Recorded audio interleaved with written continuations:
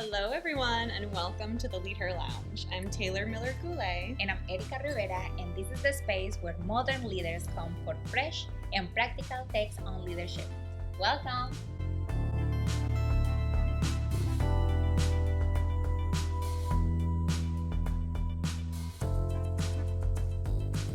So for today's topic, we have the title is Leadership is a Three-Legged Stool. And this is a philosophy that we have in Monarch Coaching. Again, Monarch Coaching is our leadership development company, and it's rooted in these three values.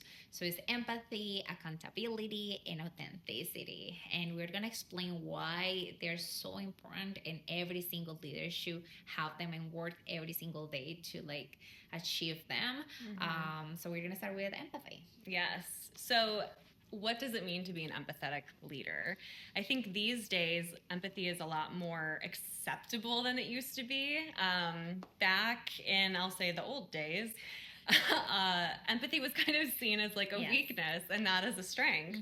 And it was a very authoritative, I'm the boss, you do what I say type of mentality. But today, we were saying with millennials and Gen Z, not that we are a softer generation, because I think that we've actually come up through quite a bit, and it's made us very resilient. But I think that we value that empathy so much because it comes from a place of understanding. It comes from a place of genuine care.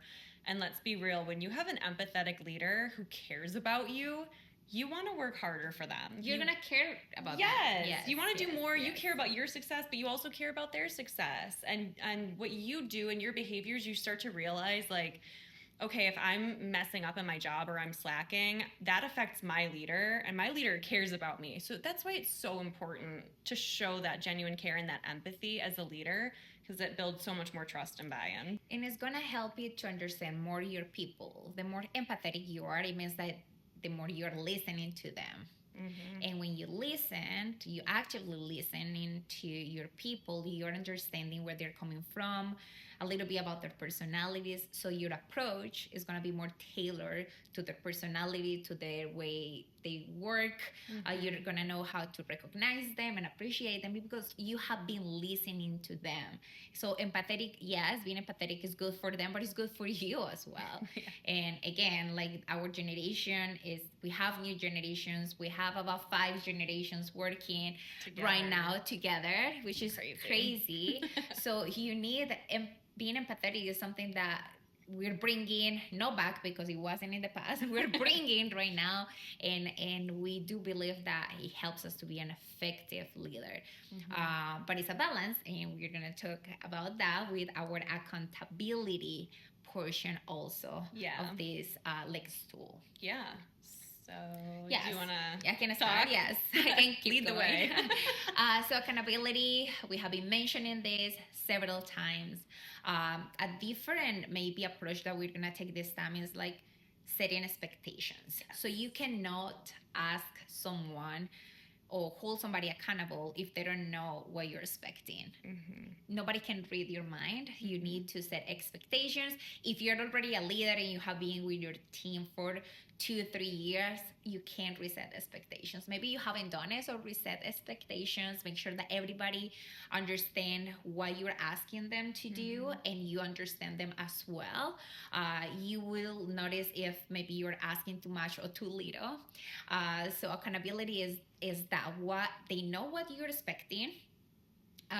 You know what they're expecting from you as well. Or you can hold each other accountable. It's not about just you holding accountable. I remember being in a team where we hold each other accountable, peer to peer. Yeah, we created that environment where we were actually holding the other my teammate accountable. Hey, make sure that you're doing this in a good way, of course. But the leader created that environment.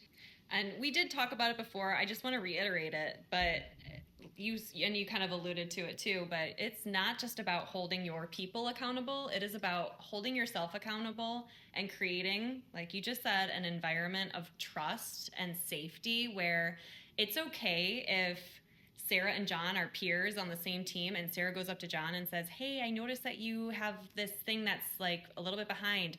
can I help you with that? Or what's going on? How can we get this over the finish line? Like, that's okay. That kind of communication doesn't just have to come from you as the leader, and it really shouldn't. And it makes your job so much easier when your team is holding each other accountable. Yes. And the third one, and perhaps my favorite one, is authenticity. Yes. I love this piece because I think you can have the empathy and you can have the accountability. That's a great, strong balance right there. But if you are not authentically you and genuine, people are not going to buy into you. I think that we can sniff out BS from a mile away, and you just know when someone is being fake or phony, or they just don't seem like they're acting normal. You can see that, and it just affects the way that you build a relationship with that person. It affects the trust level with that person. So be you and be professionally you. Like, don't, I have a potty mouth sometimes, so I'm trying to be my professional me on this channel. I love that. Be professionally you. And when I can be myself at work, I'm going to be my best self. 100%. Right? So if I have that space, I'm going to be more innovative, more creative, because everything is going to unlock by the way I'm being authentic.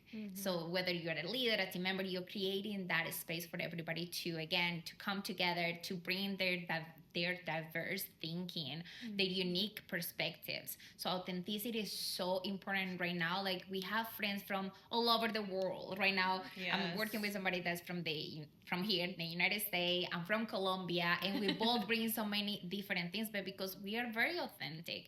And again, I have a lot of challenges and opportunities where Taylor comes and help me, and she has the same some opportunities, and I come there because of my background I can help with.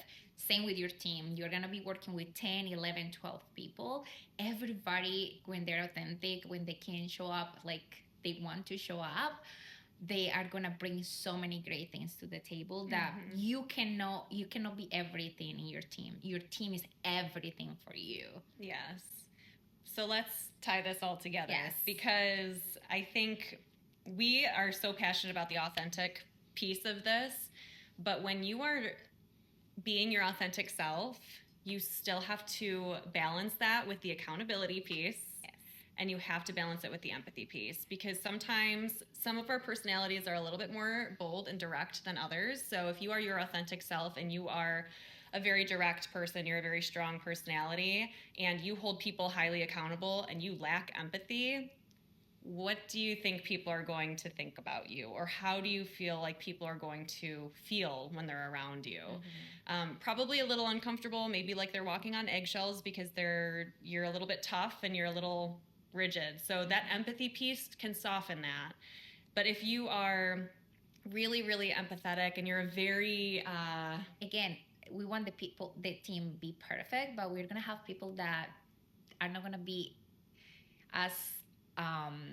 they're not going to have your work ethic. And you're going to notice that. Unfortunately, you're going to have people with no work ethic, and then there is no empathy there. There's accountability. That's where the accountability comes into play, where you're like, okay, I'm noticing this.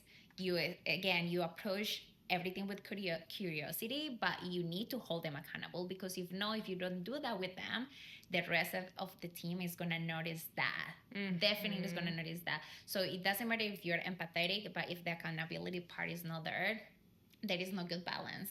There is no really effective leadership. Yes. It can come across as like you're kind of a pushover. If you are just really, really empathetic to someone all the time, like, I'm so sorry that you're going through that. You know what? You don't have to finish that project on time. It's totally fine. And you do that every single time. Your other team members who do hold themselves accountable and who do get their projects done on time are going to look at you like, well, what the heck? I do it. Why can't they do it? And then everyone is going to kind of start to give a little bit less. So be very mindful of that balance. And that's why we said it's a three-legged stool, because if you are missing just one of those, you will fall over. It's not going to support you. I think that is perfect. We'll say that's it. That's all we got today. So that is our three-legged stool, one of the concepts we use quite often here at Monarch Coaching.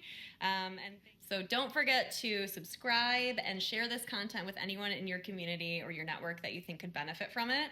If you've got any more values that you have that you think would really add to the stool, maybe there's a fourth leg to the stool so it's really stable. We have a lounge, so we have a lot of stools, a lot of values. So let us know what those values are in the comments below.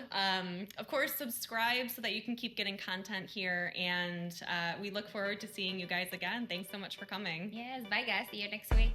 Bye.